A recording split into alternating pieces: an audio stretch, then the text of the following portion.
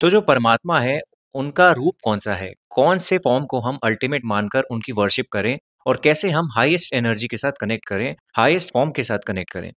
ईश्वर के highest form को जानने के लिए हमें क्वांटम फिज़िक्स के एक एक्सपेरिमेंट को जानना पड़ेगा, जिस एक्सपेरिमेंट के दौरान जब इलेक्ट्रॉन्स के बिहेवियर को स्टडी किया जा रहा था, तो नेचुरल स्टेट में जो उनका बिहेवियर था, वो एक वेव फ़ॉर्म में था और जैसे ही उनको ऑब्ज़र्व किया गया, उनके बिहेवियर में चेंज आ गया और उन्होंने एक पार्टिकल की तरह बिहेव करना शुरू कर दिया। अब अगर इस एक्सपेरिमेंट की गहराई में हम उतरते हैं, इस एक्सपेरिमेंट को अच्छे से समझते हैं, तो हमें एक चीज़ समझ आएगी कि जो सुप्रीम इंटेलिजेंस है, उनके बनाए हुए एक छोटे से कण को, एक छोटे से इलेक्ट्रॉन के बिहेवियर को हम समझ नहीं पा रहे, उनके नेचुरल स्टेट को हम समझ नहीं पा रहे, तो हम उस ईश्वर के अल्टीमेट फॉर्म को कैसे समझ लेंगे? हमारे ऑब्जर्वेशन से ही सारी चीज़ें चेंज हो जाती हैं और हमारे बिलीफ से ही कोई चीज़ हमारे साथ अलाइन होती है। अगर कोई एक पर्टिकुलर कॉन्शियसनेस में चलता व्यक्ति शिव को अल्टीमेट मानता है, भगवान शिव की आराधना करता है, उन्हीं को सुप्रीम इंटेलिजेंस मानता है, तो कोई एक कॉन्शियसनेस आएगी जो उसको रिपेल करेगी और बोलेगी भगवान विष्णु अल्टीमेट है, भगवान विष्णु की फॉर्म ही अल्टीमेट फॉर्म है और उन्हीं की हमें आराधना करनी चाहिए, उन्हीं को हमें वर्शिप करना चाहिए। इन दोनों में से कोई एक अगर कंक्लूजन पे आता है, कोई एक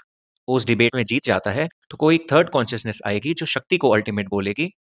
जब तक हम इस डिबेट में उलझे रहेंगे, तब तक हम किसी कंक्लूजन में पहुँच ही नहीं पाएँगे, क्योंकि जो सुप्रीम इंटेलिजेंस है, उनका कोई फॉर्म नहीं है। जितने भी फॉर्म्स हैं, ये सारी हमारी कॉन्शसनेस के according time to time masses को जैसी रिक्वायरमेंट थी, जिस एनर्जी की ज़रूरत थी, उस एनर्जी ने हमारे बिलीफ्स के लिए, हमारे इमोशन से कनेक्ट करते हुए एक फॉर्म को ले लिया। अब हम